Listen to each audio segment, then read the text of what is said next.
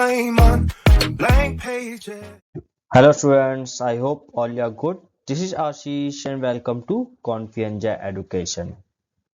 आज हम आपके लेके आए हैं क्लास 10th का सिविक्स का चैप्टर नंबर 6 पॉलिटिकल पार्टीज। ये उसका पार्ट फर्स्ट है, इसके बाद और भी इसके पार्ट्स आने वाले हैं। तो चलिए स्टार्ट करते हैं। Let's start. So this is our first topic, meaning of political parties. तो चलिए पहले हम समझते हैं कि पॉलिटिकल पार्टीज होती क्या है। ठीक है, पॉलिटिकल पार्टी एक ग्रुप होता है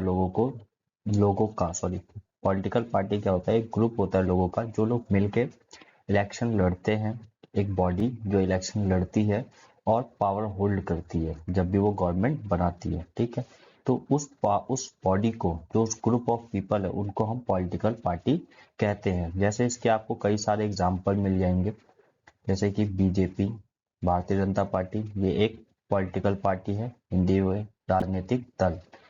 और आपको अभी फेमस आप पार्टी, आम आदमी पार्टी मिल जाएगी, ये भी क्या है? पॉलिटिकल पार्टी है। ठीक, ये लोग ग्रुप हैं जो मिलकर इलेक्शन लड़ते हैं और बाद में जीतने के बाद पावर होल्ड करते हैं। ठीक, तो यही चीज, इसी को हम पॉलिटिकल पार्टी कहते हैं, राजनीतिक दल।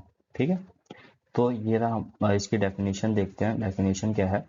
A political party is a group of people who come together to contest elections and hold power in the government।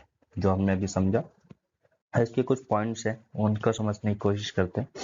पहले ये समझ लीजिए, जो पॉलिटिकल पार्टी इलेक्शन लड़ती हैं, तो इलेक्शन लड़ने के लिए उनको ऐसा तो है नहीं कि वो खड़े हो जाएंगे जाके और इलेक्शन लड़ लेंगे और उनको वो जीत भी जाएंगे। पर उनको इलेक्शन होता क्या है? Election is the procedure in which peoples vote their favourite party या फेवरेट कैंडिडेट्स। ठीक है, तो इलेक्शन क्या होता है? जिसमें सारे लोग, जो आम पब्लिक होती है, वो वोट देते हैं अपने आने वाले लीडर को चूज करने के लिए, चुनने के लिए।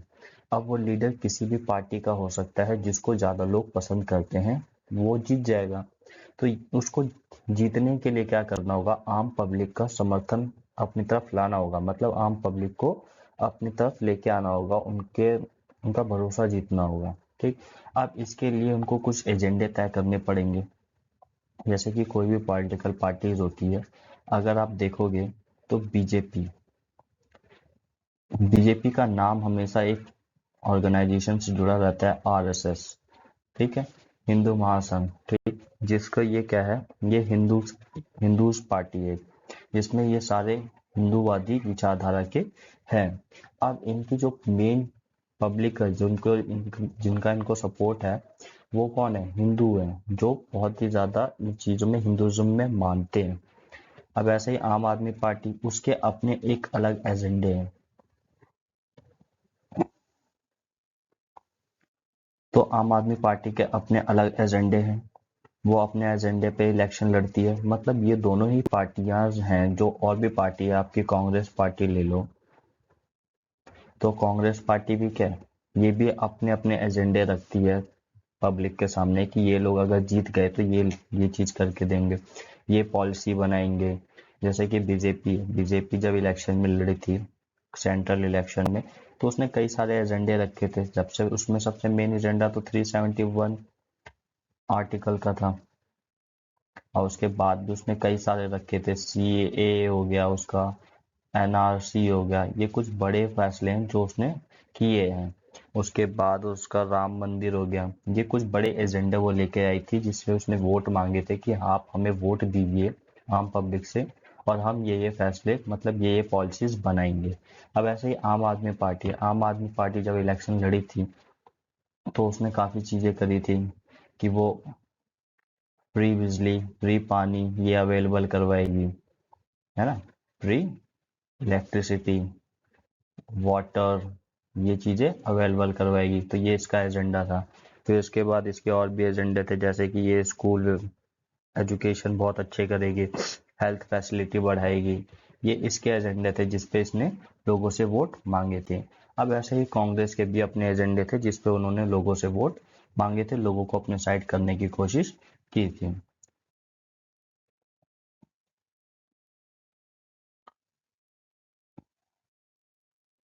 ठीक है, ये एजेंडे के तम पे मतलब एजेंडे के थ्रू लोगों को अपने साइड करने की कोशिश करते हैं, जिससे लोगों का इन्हें विश्वास मिले और ये इलेक्शन जीत सकें। अभी तो हमने थोड़ा सा इंट्रोडक्शन देखा है, आगे और भी देखेंगे इसके बारे में। पॉइंट्स देखते हैं। Political party persuade people their policies are better than other. Political parties क्या करती हैं, लोगों को समझाती है, परसुएड मतलब मनाती हैं कि उनकी जो पॉलिसीज हैं वो बाकी अदर ग्रुप्स या पॉलिटिकल पार्टीज से बेटर हैं, अच्छी हैं।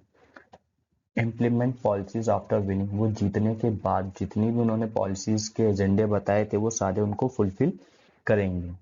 Parties reflect fundamental political division in a society. देखो जो पार्टीज हैं वो फंडामेंटल पॉलिटिकल डिवीजन दिखाते हैं सोसाइटी में।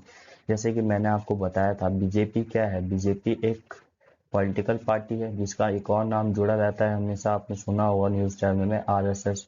ये एक हिंदुज्म वाली पार्टी है, तो जो हिंदुज्म को ज्यादा फॉलो करते हैं, उनको उस हिंदुज्म के लिए डोमिनेंट है, तो वो इस पार्टी को ज्यादा प्रेफरेंस देंगे, वो इस पार्टी को ज्यादा पसंद करेंगे। वैसे ही आम आदमी पार्टी, सबके अलग अलग एजेंडे जो होते हैं वो क्या करते हैं, सोसाइटी में डिवीजन लेके आते हैं।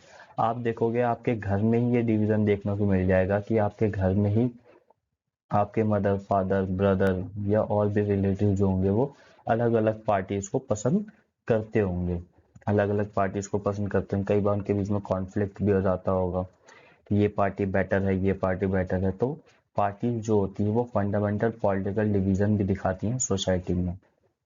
Parties are about a part of the society and thus involve पार्टीशनशिप।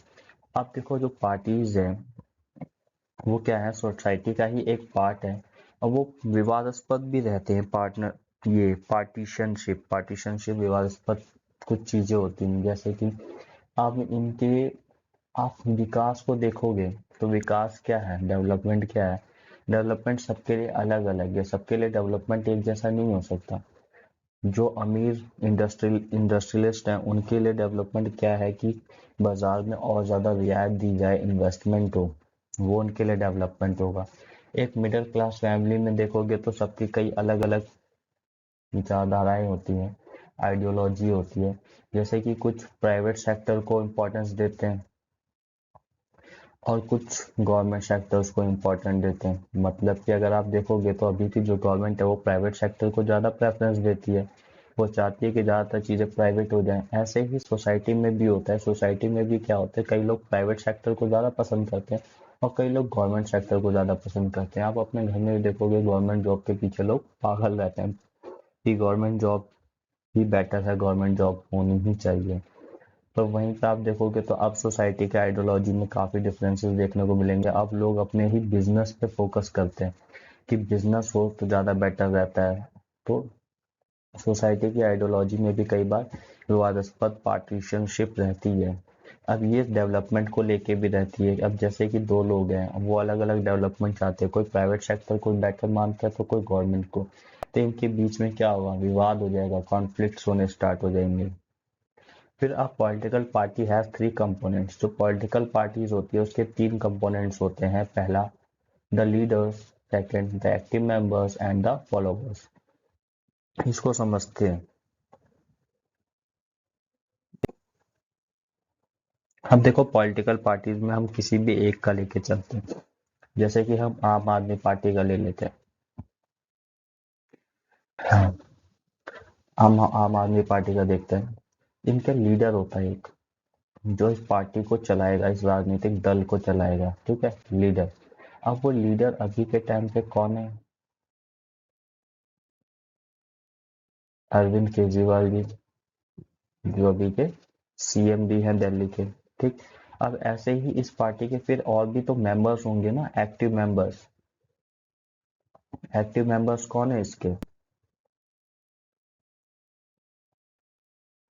Active members हो गए इनके, जैसे कि आपके एमएलए वगैरह हो गए, एमएलए हो गए, मिनिस्टर्स हो गए,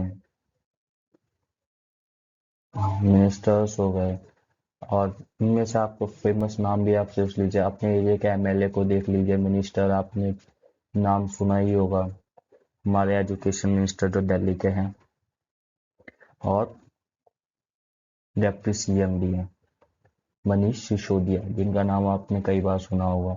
तो ये किस कैटेगरी में आ जाते हैं? ये एक्टिव मेंबर्स की कैटेगरी में आते हैं। फिर इसके बाद आते हैं फॉलोवर्स। फॉलोवर्स कौन होते हैं? जो पार्टी को फॉलो करते हैं, उसकी आइडियोलॉजी को पसंद करते हैं और पार्टी के लिए काम करते हैं।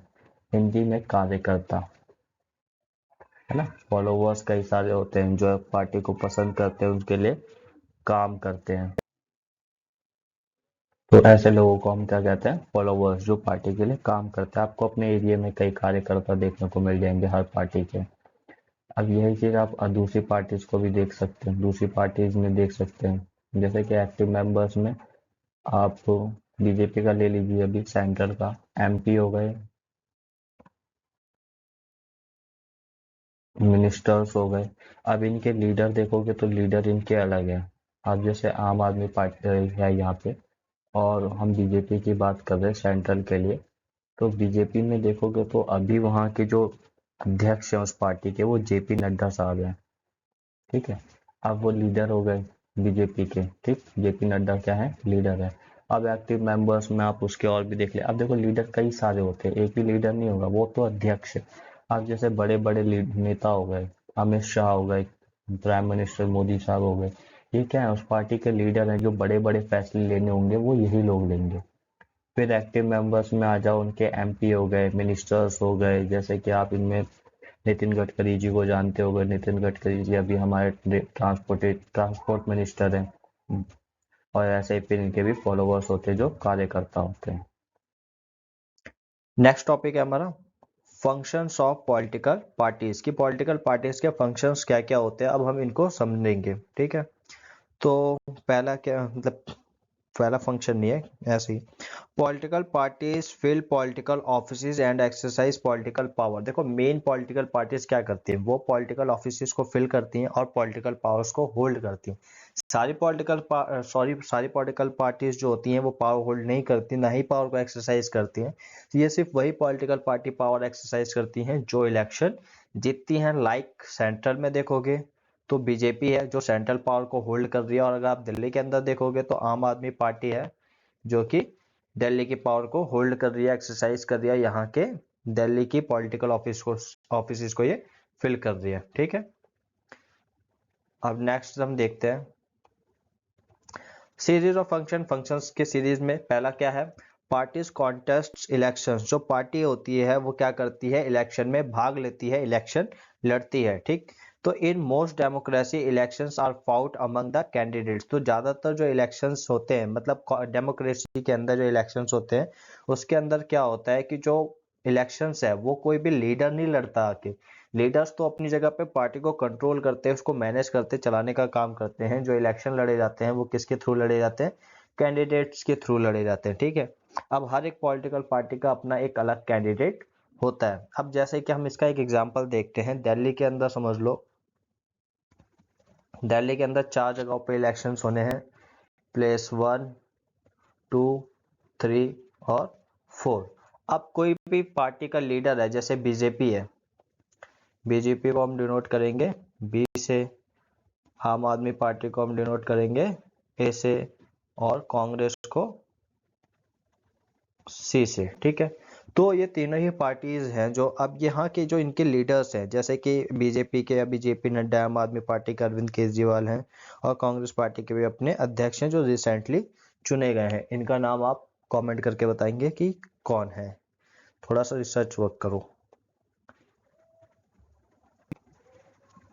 ठीक, अब देखो, अब इलेक्शन होने हैं, जैसे A B A sorry 1 2 3 4 4 places पे इलेक्शन होने। तो ये सारी पार्टीज के जो लीडर होंगे ये अपनी तरफ से एक कैंडिडेट खड़ा करेंगे इन चारों जगहों पे। जैसे यहाँ से भी क्या होगा, बीजेपी का एक कैंडिडेट खड़ा होगा, आम आदमी पार्टी का एक खड़ा होगा, और कांग्रेस का। अब वही, अब यहाँ पे सेकंड प्लेस पे भी इसके अलग कैंडिडेट खड़े होंगे, बीजेपी का अलग कैंडिडेट, आम आदमी का अलग, और कांग्रेस का अलग। ऐसे ही तीनों जगह से हर पार्टी का एक एक कैंडिडेट खड़ा होगा। अब वो वोटिंग होगी, तो वोटिंग है, यहाँ के लोग स्पेशली वोट डालेंगे, जो फर्स्ट प्लेस है यहाँ के लोग वोट डालेंगे। तो वो इन तीनों में से जिसको भी पसंद करते होंगे उसको वोट डालेंगे, और एंड में देखा जाता है कि किसको सबसे ज्यादा वोट मिले हैं। जिसको सबसे ज्यादा वोट मिलेंगे वो जीत जाएगा। जैसे यहाँ से बीजेपी जीत गई, यहाँ से आम आदमी पार्टी जीत गई, और यहाँ से कांग्रेस जीत गई, यहाँ से फिर वापस से बीजेपी जीत गई। तो टोटल 4 जगहों पे इलेक्शन होने थे और 4 जगहों के इलेक्शन 4 सीटों पे। तो इन्हें हम जो ये 4 प्लेसेस पे इलेक्शन होने थे, तो इन 4 में से देखोगे तो 2 सीट किसको मिली, बीजेपी को मिल गई। मतलब यहाँ से बीजेपी के कैंडिडेट जीत गए। एक जगह पे आम आदमी पार्टी का कैंडिडेट जीत गया और एक जगह पे कांग्रेस का कैंडिडेट जीत गया। तो इस तरह से होता है। ठीक, अब इन कैंडिडेट का इलेक्शन कैसे होता है, ये कैंडिडेट कौन चूज करता है कि कौन कैंडिडेट इलेक्शन लड़ेगा, क्योंकि एक पार्टी के तो कई सारे फॉलोअर्स होते हैं, कार्यकर्ता होते हैं जो इलेक्शन लड़ना चाहते हैं। तो कौन इलेक्शन लड़ेगा ये सिलेक्ट कैसे होता है। तो यूएसए में कैसा होता है, जो वहाँ उस पार्टी के मेंबर और सपोर्टर्स होते हैं पार्टी के, वो चूज करते हैं कि कौन कैंडिडेट इलेक्शन लड़ेगा। पर इंडिया में क्या होता है, जो टॉप पार्टीज होती है, जो उनके लीडर्स होते हैं, टॉप लीडर्स होते हैं, जो भी किसी भी पार्टी का, जैसे बीजेपी के अपने लीडर्स हैं, आम आदमी पार्टी के अलग है, कांग्रेस के अलग है, तो उनके जो लीडर्स हैं वो चूज करते हैं कि कौन इलेक्शन लड़ेगा, कैंडिडेट्स कौन इलेक्शन जाके लड़े। अब इसमें एक चीज ध्यान रखना कि यहाँ पे हम ये नहीं कि उनका जो मेन लीडर है, जैसे कि दिल्ली के अंदर इलेक्शन होना है, तो दिल्ली के अंदर जब इलेक्शन होना है तो दिल्ली में बीजेपी पार्टी का एक अलग लीडर होगा, जो दिल्ली की बीजेपी पार्टी को होल्ड कर रहा होगा, उसको मैनेज कर रहा होगा। और गुजरात अलग अलग स्टेट देखो, गुजरात का एक अलग प्रेसिडेंट होगा उस पार्टी का, बीजेपी का।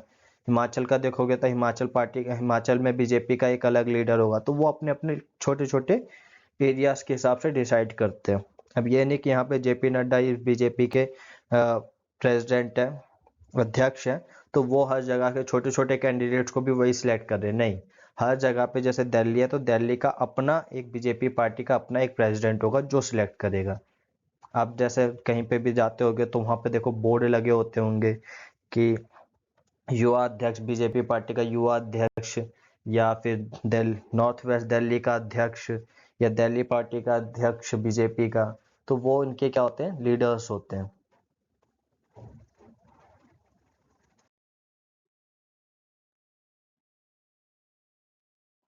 अब नेक्स्ट फंक्शन है, सेकंड फंक्शन पॉलिटिकल पार्टीज का। Parties put forward different policies and programmes. देखो जो पार्टी होती है वो क्या करती है, अपने अलग अलग पॉलिसीज और प्रोग्राम्स लेके आती है। किसके लेके आती है सामने, किसके सामने लेके आएगी, अपने वोटर्स के, जो उनको वोट देंगे। देखो पॉलिटिकल पार्टीज क्या करती है, अपनी अपनी पॉलिसीज और प्रोग्राम्स रखते हैं कि वो आने वाले इलेक्शंस के बाद अगर वो जीत जाती है तो क्या क्या काम करेगी लोगों के लिए कैसे हेल्प करेगी, क्या विकास करेगी, डेवलपमेंट लेके आएगी। तो वो वोटर्स के सामने अपनी पॉलिसीज वगैरह रखते हैं। फिर जिन्हें जिसकी पॉलिसी, वोटर्स को जिसकी पॉलिसी पसंद आती है वो उसको वोट देते हैं, वो जीत जाता है, फिर गवर्नमेंट फॉर्म होती है। ठीक है, अब इसमें देखो इसके कुछ बेसिक पॉइंट्स। अब पार्टी अब party reduce a vast multitude of opinions into a few basic position which it supports। देखो पॉलिटिकल पार्टीज जो अपने पॉलिसीज लेके आती है, अब देखो सारी पॉलिटिकल पार्टीज के अपने अलग अलग पॉलिसीज होती है। अब सबके अपने अलग अलग पॉलिसीज कहीं ना कहीं सिमिलर भी हो जाती है। सिमिलर कैसे हो जाएगी, अब देखो बीजेपी पार्टी है, उसकी अपनी अलग पॉलिसीज कैसे होंगी। जैसे बीजेपी है, बीजेपी ने कुछ काम किया होगा, अब जैसे सेंटर में बीजेपी है तो उसने काफी सारा काम किया। अब उसको उसने जैसे राम मंदिर का काम किया, ठीक। अब ऐसे ही आम आदमी पार्टी का ले लो, जो बड़े बड़े काम है, इसके और भी काम थे, जैसे 370 को रिमूव किया, आर्टिकल 370 को रिमूव किया। तो अभी जैसे ये आम आदमी पार्टी का ले लो, तो आम आदमी पार्टी के पॉलिसीज देखोगे तो उसने क्या किया, फ्री इलेक्ट्रिसिटी वगैरह दी, फ्री इलेक्ट्रिसिटी हो गई, फ्री वाटर हो गया, ये सारी चीजें लेके आई। तो आप कहीं ना कहीं इन्हीं पॉलिसीज के आसपास ही सारे जो भी इलेक्शंस होते हैं वो लड़ती है। जैसे आम आदमी पार्टी ने यही फ्री वाली स्कीम उसने वहां पे पंजाब में भी दी, तो पंजाब के लोगों को पसंद आया, उन्होंने वोट दिया। यही चीज ये हिमाचल में लेके गए, गुजरात में लेके गए।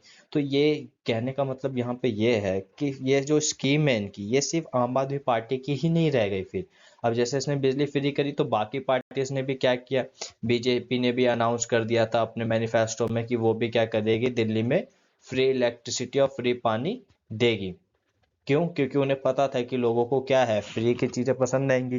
तो इसलिए इन्होंने भी अपनी पॉलिसीज को क्या किया, इसके अकॉर्डिंग चेंज कर लिया। बीजेपी ने किसके अकॉर्डिंग, आम आदमी पार्टी के अकॉर्डिंग अपनी पॉलिसीज को चेंज कर लिया। तो जो सारी पॉलिटिकल पार्टीज होती हैं वो क्या करती हैं, कुछ लिमिटेड ही पॉलिसीज होती हैं जिनके जिनके बारे में वो बात करते हैं। अब जैसे कि कोरोना का टाइम है, कोरोना के टाइम पे क्या था, हेल्थ से रिलेटेड इश्यूज बहुत ज़्यादा हो रहे थे। हॉस्पिटल्स की वीडियोस आई थी कि वहाँ पे जो पूरा उनका हॉस्पिटल का सिस्टम है वो खराब हो गया, वो कोलैप्स कर गया। तो अब उसी के बाद आम आदमी पार्टी के जो लीडर थे, केजरीवाल जी जो सीएम भी है, उन्होंने अनाउंस किया कि वो हॉस्पिटल को और बेटर करेंगे। तो ऐसे ही फिर सारी पार्टीज ने भी क्या अनाउंस किया कि वो भी हॉस्पिटल को क्या करेंगे, बेटर करेंगे। अब जैसे बीजेपी है, बीजेपी स्टार्टिंग में क्या लेके आई थी, हेल्थ कार्ड लेके आई थी, जिसमें वो फ्री इलाज की बात कर रहे थे। तो फिर इसी पॉलिसीज के अकॉर्डिंग आम आदमी पार्टी ने क्या किया, इन्होंने भी हेल्थ फैसिलिटीज के लिए कार्ड्स बनाए, फ्री किया। अब जैसे दिल्ली में है, दिल्ली के लोगों के लिए काफ़ी सारे फ्री टेस्ट वगैरह होते हैं हॉस्पिटल में, काफ़ी सारी फैसिलिटीज़ वगैरह बढ़ गई हैं। तो इनके कहीं ना कहीं इनके साथ सबके क्या होते हैं, जो भी इनकी पॉलिसीज प्रोग्राम्स वगैरह होते हैं वो एक दूसरे से रिलेटेड ही होते हैं। ये एक दूसरे के बिल्कुल अपोजिट पॉलिसीज नहीं बनाते।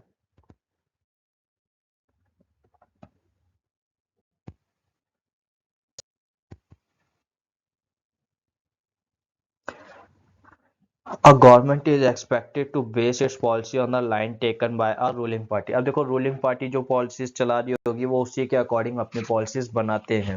जैसे कि आम आदमी पार्टी यहाँ पे फ्री, आम आदमी पार्टी क्या है, रूलिंग पार्टी है। अब हम समझेंगे आगे रूलिंग पार्टी और अपोजिशन पार्टी में क्या डिफरेंस होता है। पर यहाँ पे ये याद रखो कि जो आम आदमी पार्टी है वो क्या है, रूलिंग पार्टी है। कहाँ पे, दिल्ली के अंदर। दिल्ली के अंदर क्या है, ये रूलिंग पार्टी है। तो ये जो रूलिंग पार्टी है इसकी जो पॉलिसीज है उसी के अकॉर्डिंग बाकी सारी जो पॉलिटिकल पार्टीज वो अपनी पॉलिसीज बनाएगी। क्योंकि नेक्स्ट इलेक्शन में लोग क्या देखेंगे कि उन्हीं चीज़ों पे उन्हें वोट मिला था, उन्होंने वही काम किए, तो वो अपनी ही जो लाइन होती है रूलिंग पार्टी की उसी के अकॉर्डिंग वो भी अपनी पॉलिसी बनाने लगते हैं, जो भी बाकी पॉलिटिकल पार्टीज होती हैं। फिर इसके बाद नेक्स्ट पॉइंट क्या कहता है, a party play a decisive party play a decisive role in making laws. जो पार्टीज होती है वो बहुत ही एक इम्पॉर्टेंट रोल प्ले करती है किसमें, लॉ बनाने के लिए। अब जैसे कि 370 क्या था, एक आर्टिकल था। 370 एक आर्टिकल था जो कि जम्मू कश्मीर के लिए था, ठीक है। तो ये 370 आर्टिकल्स जो पॉलिटिकल पार्टीज थी बीजेपी, उन्होंने जब इलेक्शन से पहले अनाउंस किया था कि वो 370 को हटा देंगे। तो ये कैसे कानून में चेंज कर सकते हैं, क्योंकि जो कानून का चेंज करने या बनाने का काम होता है वो किसका होता है, वो लेजिस्लेचर का काम होता है। लेजिस्लेचर ही जो कॉन्स्टिट्यूशन है उसके अंदर चेंजेस कर सकते हैं, ये लेजिस्लेचर का काम है।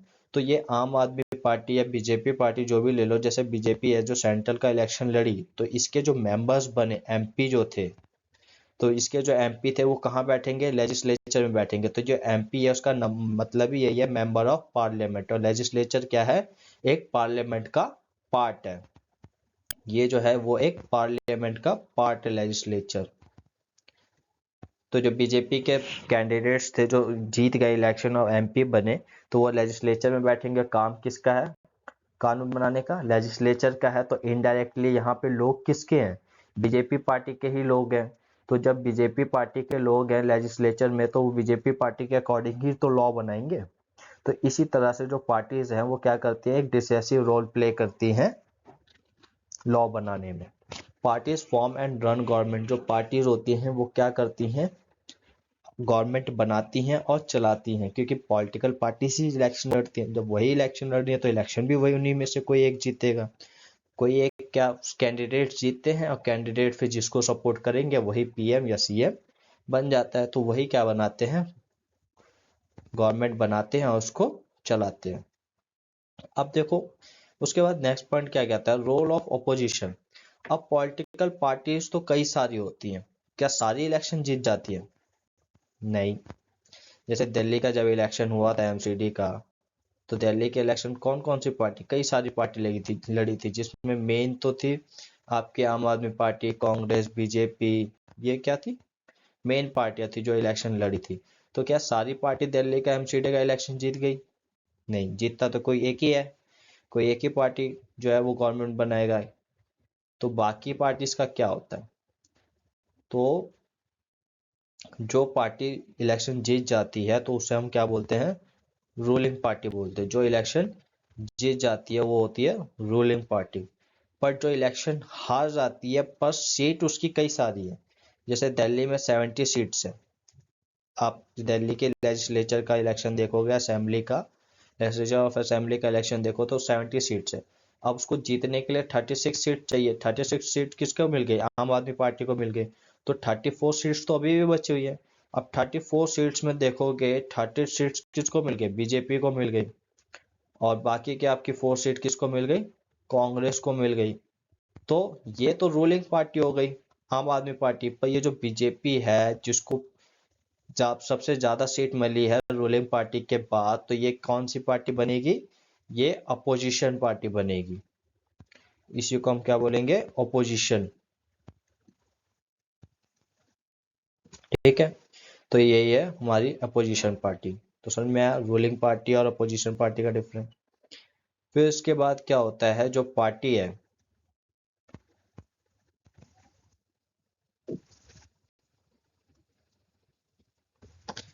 Party shape public opinion. जो पार्टी है वो पब्लिक ओपिनियंस भी बनाती है। पब्लिक ओपिनियन कैसे बनाती है? Many of the pressure groups are the extension of political parties। जो कई सारे एक्सटेंशन ग्रुप्स होते हैं वो क्या होते हैं? पॉलिटिकल पार्टीज का हिस्सा होते हैं। मतलब पॉलिटिकल पार्टीज में पूरे देश में फैले होते हैं ये। देखो, पॉलिटिकल पार्टीज के जो फॉलोअर्स होते हैं वो पूरी कंट्रीज में फैले होते हैं। इनके अलग अलग प्रेशर ग्रुप्स होते हैं, जैसे कि संगठन बोलेंगे हिंदी में। और वो सारे संगठन क्या होते हैं? पूरे देश में फैले होते हैं। अब जैसे कि एक संगठन की ही मैं बात करूं, जब किसान आंदोलन हुआ था, फार्मर मूवमेंट हुआ था, तो उसमें क्या हुआ था? किसानों ने आंदोलन किया तो उसके साथ कई सारे लोग आके जुड़ गए। अब जो हम्म, अब जो उस टाइम पे रूलिंग पार्टी थी, उसका उसने तो क्या उम्मीद करी थी? उसने तो अपना किस फार्मर बिल लेके आए थे, किसान बिल लेके आए थे, जिससे कि लोग, किसान का भला उनके अकॉर्डिंग तो। पर फार्मर्स को वो बिल पसंद नहीं आया। तो फार्मर्स ने क्या किया? उसके खिलाफ मूवमेंट चला दिया, आंदोलन कर दिया, विरोध कर दिया उसका। तो ये क्या हुआ? उससे जब वो आंदोलन स्टार्ट हुआ तो पहले कुछ फार्मर्स थे, फिर धीरे धीरे और फार्मर्स उसमें जुड़ते चले गए, कनेक्टेड होते चले गए। जब कनेक्टेड होते चले गए तो काफी बड़ा मूवमेंट बन गया, आंदोलन बन गया, विद्रोह हो गया। ठीक है, एक साल से, करीब एक साल से ज्यादा ही लोग अपने सड़कों पे बैठे रहे उसके विरोध में। फिर एंड में क्या हुआ? पार्टी को, जो रूलिंग पार्टी थी, जो गवर्नमेंट थी, उसको अपना बिल वापस लेना पड़ गया। तो यही क्या करते हैं, जो पार्टीज है वो मतलब पब्लिक ओपिनियन का शेप करते हैं कि वो कैसे उनको उम्मीद है, सोचे समझे। पब्लिक ओपिनियन को बनाना, जैसे कोई भी बात है, स्कूल में ही क्लास में देख लो कि समझो टेस्ट होने क्लास में अगले दिन, टीचर ने पूछा कि कितने बच्चे चाहते हैं कि कल क्लास में टेस्ट हो। अब जिनको याद होगा वो तो हाथ खड़ा कर देंगे। 5 बच्चे हैं, 5 से 7 बच्चे जिन्हें याद है, क्लास में टोटल 40 बच्चे, 7 बच्चे हैं जिन्हें बोल याद है कि हाँ मैडम टेस्ट ले लो, हमें याद है। अब बाकी के जो 33 बच्चे हैं उन्हें तो याद नहीं है, वो तो मना करेंगे टेस्ट के लिए। पर 7 बच्चों को तो याद है कि ठीक है मान जाओ टेस्ट देने के लिए। तो ये जो 7 बच्चे हैं, ये अगर इनमें से किसी ने अपने फ्रेंड से बोला कि ठीक है तू मान जा, मैं तेरे को टेस्ट में सब कुछ बता दूंगा, दिखा दूंगा, तो तेरा टेस्ट भी अच्छा चला जाएगा। तो ठीक है, अब 7 बच्चे में से 4 बच्चों ने भी ऐसा किया, तो कितने बच्चे? सबके दो दो फ्रेंड हैं, तो 4 के 8 बच्चे हो गए। तो ये 8 इधर ट्रांसफर हो जाएंगे, तो इधर 8 बच्चे और बढ़ गए, इधर कम हो गए, -8 हो गया। ठीक है, तो यहाँ कितने हो गए? 25 बच्चे ही बचे। और यहाँ पे कितने हो गए? 15। अब 15 बच्चे ऐसे हैं जो चाहते हैं कि टेस्ट हो, 25 ऐसे जो चाहते हैं टेस्ट ना हो। तो इन्होंने क्या किया? इनके ओपिनियन को चेंज किया, जो नहीं चाहते थे उनके ओपिनियन को चेंज करके उन्होंने हाँ में बदल दिया। तो ऐसे ही जो पार्टीज होती है वो क्या करती है? पब्लिक ओपिनियन को शेप करती है, बनाती है कि वो कैसा उनका ओपिनियन हो। Parties sometimes launch movements for the resolution of problems। जो पार्टीज है वो कई बार क्या करती है? मूवमेंट चलाती हैं प्रॉब्लम के रिसोल्यूशन के लिए। अब इसके कई सारे एग्जांपल है। अभी रिसेंटली आप एक एग्जांपल ले सकते हो, भारत जोड़ो यात्रा जो राहुल गांधी जी चला रहे हैं।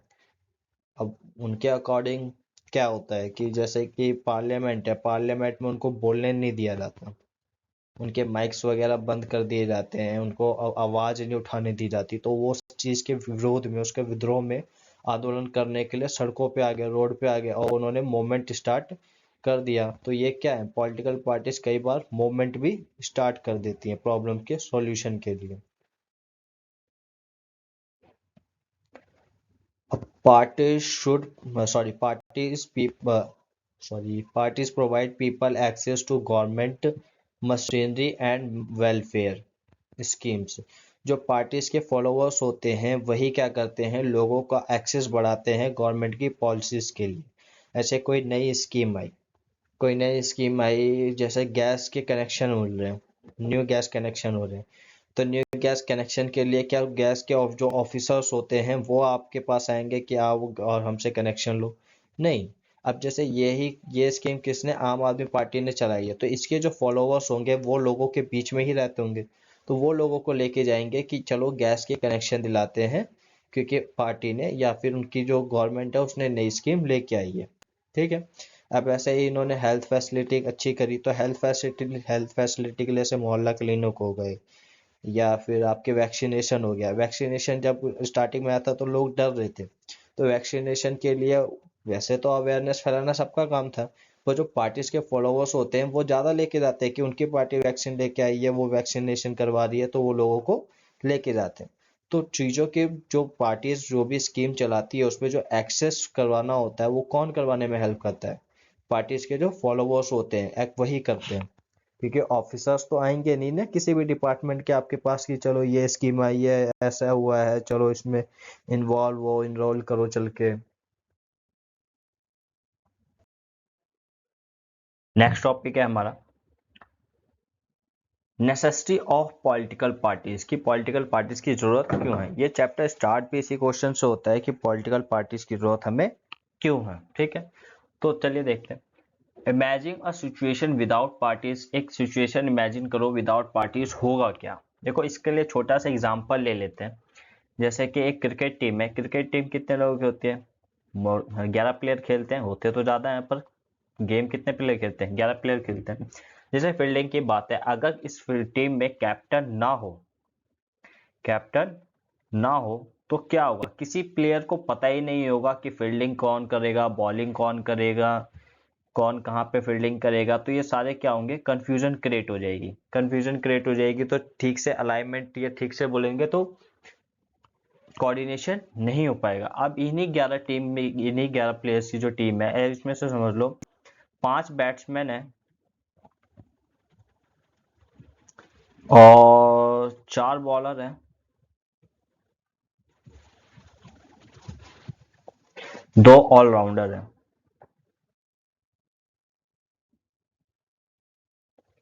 अब देखो जब बैट्समैन, तो स्टार्टिंग में सारे प्लेयर तो बैटिंग के लिए उतर नहीं जाते, कोई 2 ही प्लेयर जाएंगे। अब कौन से 2 प्लेयर पहले जाएंगे ये कैसे डिसाइड होगा।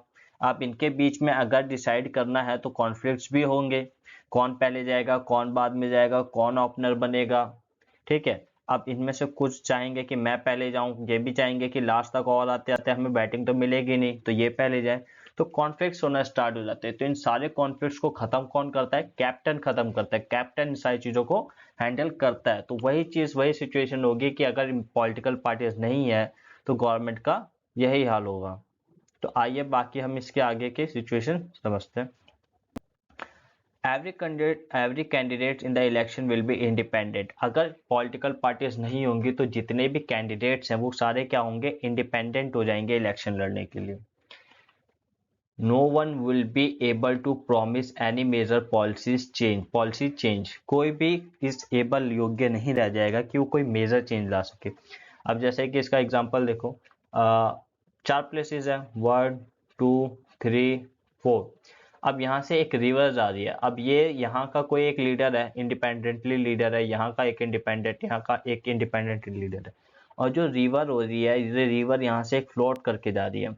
अब फ्लोट करके जा रही है तो इसका पानी बहुत ज़्यादा गंदा है, तो इसका एरिया कुछ इतना पड़ता है और इसका एरिया फिर इतना पड़ता है और इसका एरिया फिर इस रिवर पे इतना और इसका इतना पड़ता है।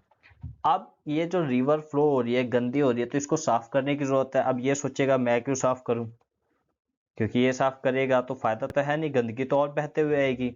ये साफ करेगा इसको फायदा होगा पर गंदगी इतनी तो है नहीं कि वो सारी साफ कर देगा। तो इसका अकेले का एक्सपेंडिचर बढ़ता जाएगा और इनको कोई फर्क नहीं पड़ेगा। तो ये इस चीज पे फिर प्रॉब्लम क्रिएट होना स्टार्ट हो जाएगी। तो अब ये बात होती है कि ये चारों ही आपस में मिलके कोई डिसीजन ले ले, तो हर चीज का फिर डिसीजन लेने में कॉन्फ्लिक्ट्स वगैरह स्टार्ट हो जाएंगे, और ये चारों ही फिर अगर सहमति बन भी गई तो कौन कितना एक्सपेंड करेगा। अब इसके पास ज्यादा एरिया आता है रिवर का और इसके पास कम एरिया आता है रिवर का, तो ये तो चाहेगा ना मेरा कम खर्चा हो, पर ये चाहेगा कि बराबर हो सबका। तो इस चीज को लेके अलग अलग चीजों पे अलग अलग बातों के पे कॉन्फ्लिक्ट स्टार्ट हो जाते हैं। तो यही चीज इसमें समझाई है कि no one be able to promise any major decision. अगर यहीं पे कोई एक पॉलिटिकल पार्टीज होती तो वो क्या करती, वही मेजर डिसीजन लेती कि पूरा एक्सपेंडिचर वो उठाती और इनको क्लीन करती रिवर को, जैसे कि अभी गंगा रिवर का प्लान चल रहा है।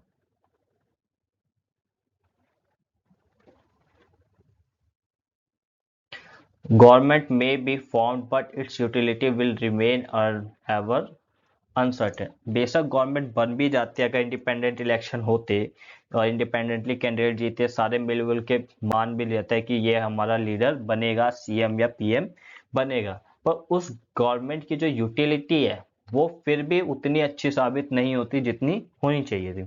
इसका एग्जाम्पल आप पंचायत इलेक्शन से देख सकते हो। पंचायत इलेक्शन में क्या होता है, वहां पे कोई पॉलिटिकल पार्टी डायरेक्टली लिंक्ड नहीं होती है। अब क्या होता है, जैसे कि गांव है, विलेज है, वहां पे पॉलिटिकल पार्टी डायरेक्ट इन्वॉल्व नहीं होती। अब वो पूरा ग्रुप जो विलेज है वो छोटे छोटे ग्रुप्स में डिवाइड हो जाएगा, और छोटे छोटे ग्रुप में डिवाइड होने के बाद वो क्या उतारते हैं, अपने पैनल उतारते हैं जिसमें से वो अपने कैंडिडेट उतारते हैं जो इलेक्शन लड़ते हैं। ठीक है, यहाँ पे पॉलिटिकल पार्टी का इन्वॉल्वमेंट नहीं होता, कोई भी अब बीजेपी का कैंडिडेट या कांग्रेस पार्टी का कैंडिडेट नहीं होता। ठीक है, नेक्स्ट पॉइंट क्या कहता है, rise of political parties is directly linked to the emergence of representative democracy. अब जो राइज है पॉलिटिकल पार्टी का वो किससे कनेक्टेड है, डायरेक्टली लिंक्ड होता है किससे, रिप्रेजेंटेटिव डेमोक्रेसी से। क्योंकि रिप्रेजेंटेटिव डेमोक्रेसी बहुत ही ज्यादा इंपॉर्टेंट है। जब एक बहुत बड़ा देश है जहां पे समझ लो 100 करोड़, समझ लो 100 करोड़ पॉपुलेशन है यहाँ की, तो 100 करोड़ पॉपुलेशन है तो कोई एक डिसीजन लेना है, तो ये 100 लोग तो जाके डिसीजन नहीं ले सकते ना, या वोटिंग नहीं दे सकते उस टाइम पे कि हाँ ये डिसीजन होना चाहिए। और देश में तो कितने ही डिसीजन डेली बेसिस पे होते हैं, तो डेली बेसिस पे ये सारे इन्वॉल्व नहीं हो सकते, तो इनको किस चीज की जरूरत होती है, रिप्रेजेंटेटिव की जरूरत होती है। रिप्रेजेंटेटिव की जरूरत होती है, और रिप्रेजेंटेटिव के लिए पॉलिटिकल पार्टीज की नीड होती है। अब पॉलिटिकल पार्टीज क्योंकि सबकी क्या होती है, एक अलग विचारधारा या आइडियोलॉजी होती है। जैसे बीजेपी क्या है, वो थोड़ी हिंदूवादी आइडियोलॉजी की है, और ये अभी के टाइम पे प्राइवेटाइजेशन को सपोर्ट करती है, ये अलग आइडियोलॉजी है। कांग्रेस जो है वो समाजवाद या फिर इसकी आइडियोलॉजी थोड़ी सी अलग है, ये सोशलिज्म को सपोर्ट करती है। आम आदमी पार्टी ये मिक्स्ड है, ये प्राइवेटाइजेशन या सोशलिज्म इससे इन्वॉल्व नहीं है, इसकी आइडियोलॉजी अलग है। तो सबके अपनी अलग अलग आइडियोलॉजी होती है, तो सब अपनी आइडियोलॉजी के अकॉर्डिंग अपना रिप्रेजेंटेशन चूज करते हैं। तो यहाँ पे भी देखोगे जब पंचायत इलेक्शन होते हैं तो छोटे छोटे ग्रुप्स क्यों बनते हैं, क्योंकि सबकी आइडियोलॉजी क्या होती है, अलग अलग होती है। उन आइडियोलॉजी को क्या किया जाता है, एक साथ लाया जाता है, तभी क्या होते हैं, ग्रुप्स फॉर्म होते हैं। फिर सेम आइडियोलॉजी के लोग क्या करते हैं, अपने पैनल उतारते हैं और फिर इलेक्शन लड़ते हैं। ठीक है, तो यही है। तो पॉलिटिकल पार्टी है उसका जो राइस होता है वो डायरेक्टली किससे लिंक्ड होता है, इमरजेंस ऑफ रिप्रेजेंटेटिव डेमोक्रेसी। क्योंकि पॉलिटिकल पार्टी सी क्या होती है, डिफरेंट आइडियोलॉजी की वजह से वो एक डिफरेंट पार्टी बनती है। फिर उसके बाद bring various representative together so that a responsible government could be formed. जब कई सारे अलग अलग रिप्रेजेंटेटिव जो होते हैं वो एक साथ आते हैं तभी एक रिस्पॉन्सिबल गवर्नमेंट फॉर्म होती है, बनती है। They needed mechanism to support or restrain the government, make policy justify or oppose them। उन्हें एक मैकेनिज्म की जरूरत होती है जो क्या करे, गवर्नमेंट को सपोर्ट करे, अपोज करे, उसकी पॉलिसी को जस्टिफाई करे और उनका विरोध भी करे। तो वो जो मैकेनिज्म है वो कौन है, वो मैकेनिज्म जो है वो एक पॉलिटिकल पार्टी है। पॉलिटिकल पार्टी जैसे कि बीजेपी, बीजेपी को छोड़ो, अगर आप देखोगे तो अभी सेंट्रल लेवल पे गवर्नमेंट है, हमारे पास पीएम है, सी है, वो मिनिस्टर्स है, रेलवे मिनिस्टर है, होम मिनिस्टर है, सारे ही अपने मिनिस्टर्स हैं। अब पर जो भी, एक minute,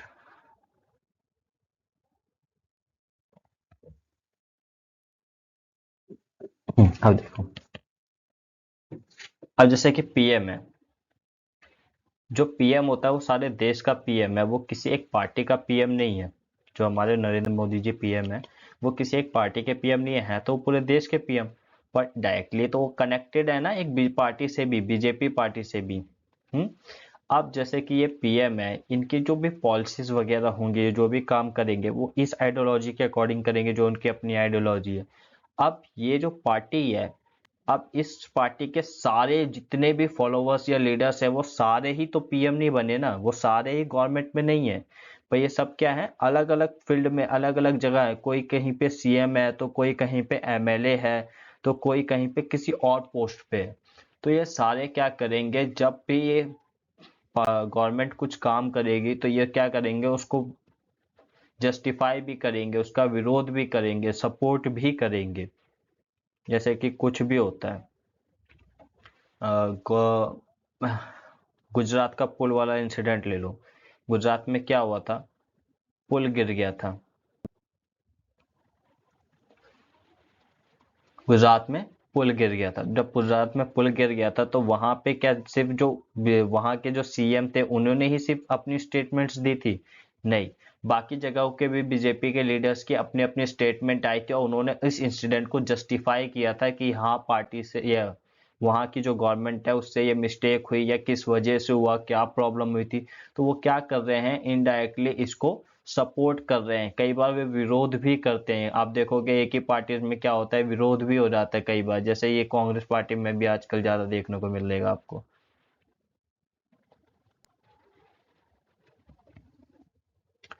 political parties fulfil this need that every representative government has. तो ये जो पॉलिटिकल पार्टीज होती है, वो इन्हीं नीड्स को फुलफिल करती है। कौन सी नीड्स को फुलफिल करती है? वही पॉलिसीज को जस्टिफाई करना, अपोज करना, सपोर्ट करना, रिस्ट्रेन करना, ये सारी चीजों को कौन सपोर्ट करता है? पॉलिटिकल पार्टीज फुलफिल करती है। जब ये क्वेश्चन आएगा तो आप इसमें कुछ, जब जैसे कि पॉलिटिकल पार्टीज जरूरी क्यों है, एग्जाम में क्वेश्चन आता है, तो आप कौन कौन से पॉइंट लिखोगे? एक ये वाला, every candidate in the election will be independent, no one will be able to promise any major policies change, ये एक पॉइंट, ये एक, ये 3 और 5 पॉइंट लिखोगे, और आप इन्हीं को और भी एक्सप्लेन करोगे। ठीक है, तो ये वीडियो यहीं फिनिश होती है। अगर वीडियो अच्छी लगी हो तो चैनल को लाइक करें, सब्सक्राइब करें।